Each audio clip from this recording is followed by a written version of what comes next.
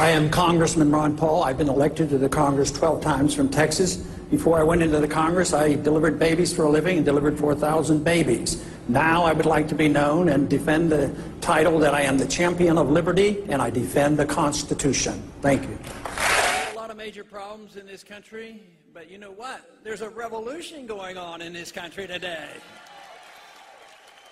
It's a very healthy revolution. It's been going on especially for the last 4 or 5 years, and it has been designed to deal with the problems that we have because we have drifted far too away from our Constitution, our individual liberties, a sensible foreign policy, and the American people are not only tired of it, they're sick of paying for it because we're out of money and we have to do something about it.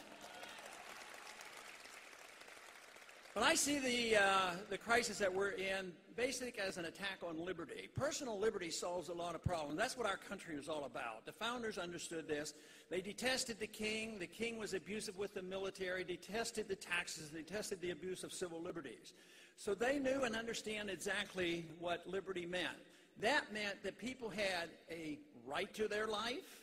They had a right to their liberty, and it didn't come from the government. It came from our Creator. And they also believed that you had the right to keep the fruits of your labor. They did not give us an income tax, and that was a precise reason we got that income tax later on. The 20th century was not kind to us, was not kind to our financial situation, our debt, our foreign policy, our monetary policy. You know, 1913 was a bad year. It was sort of unlucky. It was 1913 we got, the income tax, which was just encouraging the spending. But we also got another bureau that became very detrimental, and someday we're going to get rid of it, and that is the Federal Reserve System of 1913. Now, the reason the Federal Reserve is so important, and one of the major reasons I got involved in politics many years back, was in 1971, we severed all linkage of our money to gold, which meant that the founders' ideas were rejected. The founders understood something about the runaway inflation of the continental dollar. So they put in the Constitution, you can't use anything except gold and silver as legal tender, and you can't print money.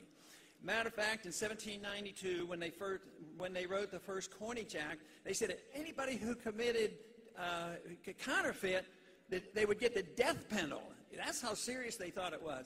But there's been a lot of counterfeiting going on lately, so I don't know whether we'll ever get around to invoking the death penalty. But the one thing is, we have a terrible situation now. If you as an individual American believe that the old silver coins and gold coins and the Constitution is right, and you use that money, you can be arrested. You can be arrested and your money confiscated, and they can say you're a terrorist and that you're counterfeiting by using authentic money.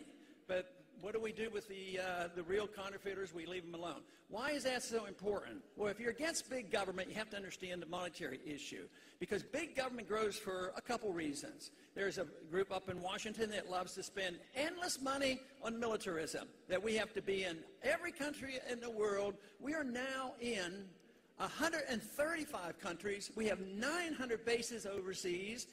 It's not defending our country. It's weakening our country. We have less security for it. We need to bring a bunch of those troops home.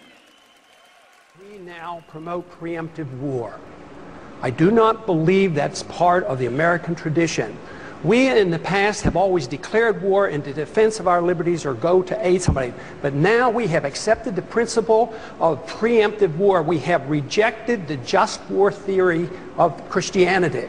And now, tonight, we hear that we're not even willing to remove from the table a preemptive nuclear strike against the country that has done no harm to us directly and is no threat to our national security. I mean, we have to come to our senses about this issue of war and preemption and go back to traditions and our Constitution and defend our liberties and defend our rights, but not to think that we can change the world by force of arms and to start wars. Congressman Paul, I believe you are the only man on the stage who opposes the war in Iraq, who would bring the troops home as quickly as almost immediately, sir. Are you out of step with your party? Is your party out of step with the rest of the world? If either of those is the case, why are you seeking its nomination?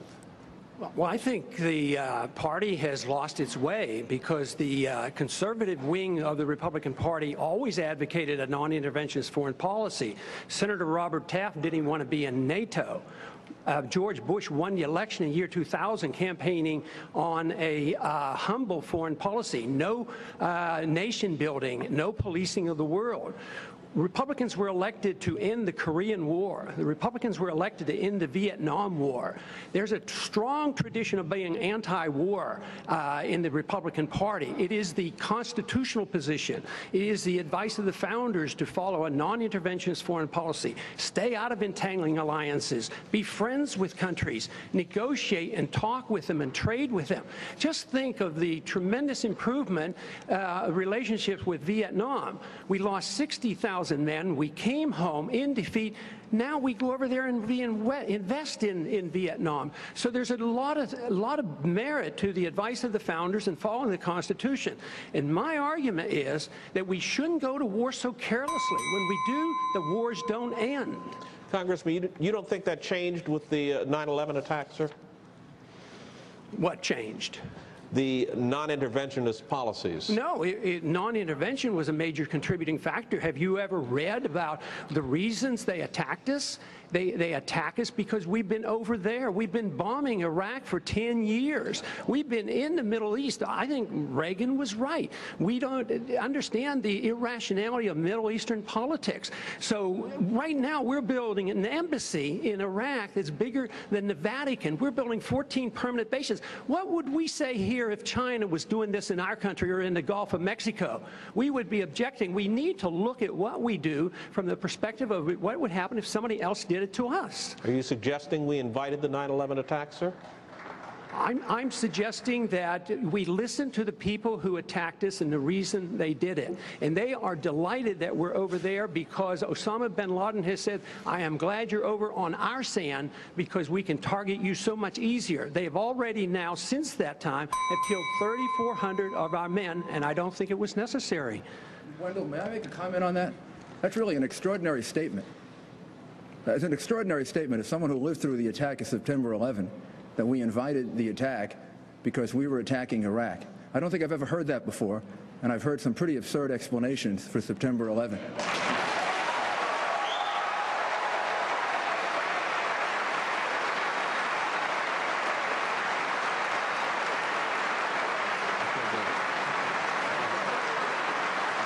And I would ask the congressman to withdraw that comment and tell us that he didn't really mean that.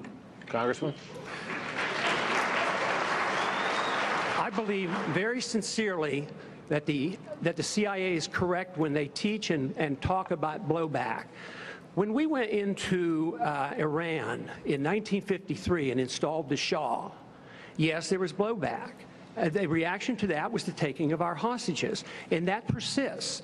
And if we ignore that at our own risk, that if we think that we can do what we want around the world and not incite hatred, then we have a problem. They don't come here to attack us because we're rich and we're free. They come and they attack us because we're over there. I mean, what would we think if we were, if other foreign countries were doing that to us? Can I have 30 seconds, please? No, wait a second. We'll all get 30 seconds. Congressman Paul, I've heard him now in many debates talking about bringing our troops home and about the war in Iraq and how it's failed. And I want to tell you that that kind of isolationism, sir, is what caused World War II. Allow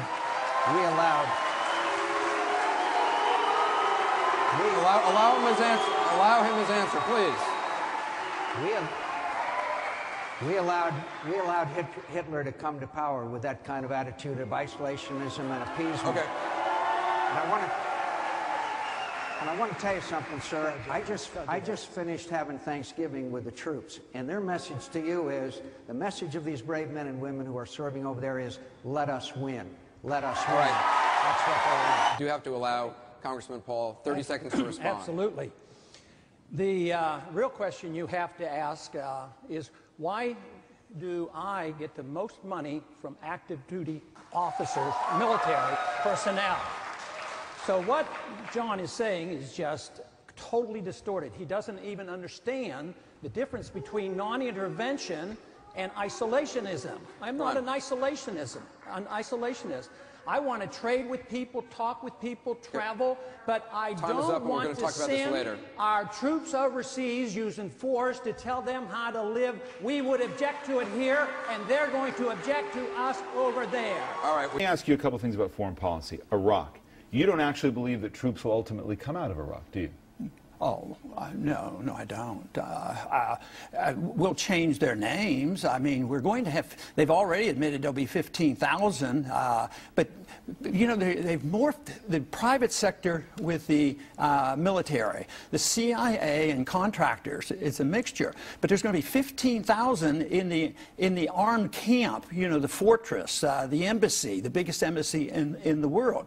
Al-Sadr, who is the champion of national sovereignty for Iraq, he says that is still occupation, and occupation is the key word for why we should look out. There's a civil war going on in northern Iraq. The Turks have already put troops into Iraq. Turks are now allying with the Iranians because there's civil strife up there. That is a consequence. The Christians have been run out of Iraq. And ironically, there were no al-Qaeda in Iraq. They're there now. So there's nothing but chaos. We are going to have a military presence there, undoubtedly. Do you believe that the United States has a moral responsibility to deal with humanitarian crisis anywhere in the world? No, only voluntarily. We don't have authority in the Constitution to get involved in internal affairs or getting involved in entangling alliances. The Constitution doesn't give the authority.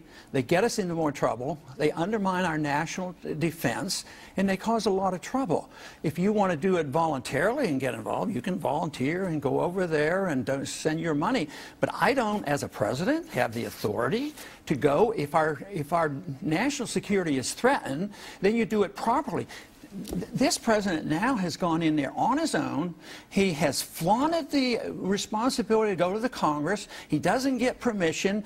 And we went over, that wouldn't have happened without our money and our drones and our missiles and all, and it happened. So we're responsible for the chaos. Congressman Paul, you say that President Obama is not too soft on Iran. You say that he is too tough on Iran. I want to put up some of your statements. Sanctions are not diplomacy, you say. They are a precursor to war and an embarrassment to a country that pays lip service to free trade.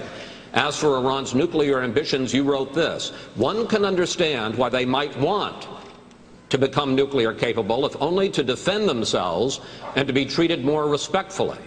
Is that your policy towards Iran? Well, even our own CIA gives me this information that they have no evidence that they're working on a weapon. Just think of what we went through in the Cold War when I was in the Air Force, after I was drafted in the Air Force, all through the 60s. We were standing up against the Soviets. They had like 30,000 nuclear weapons with intercontinental missiles. Just think of the agitation and the worrying of a country that might get a nuclear weapon someday, and just think of how many nuclear weapons surround Iran. The Chinese are there, the Indians are there, the Pakistanis are there, the Israelis are there, the United States is there, all these countries. China has nuclear weapons. Why wouldn't it be natural that they might want a weapon? There'd be, internationally, they'd be given more respect. Why should we write people off? There was, you know, in the 50s, we at least talked to them. At least our leaders and Reagan talked to the Soviets. What's so terribly bad about this? And people, countries that you put sanctions on, you are more likely to fight them. I say a policy of peace is free trade, stay out of their internal business, don't get involved in these wars, and just bring our troops home.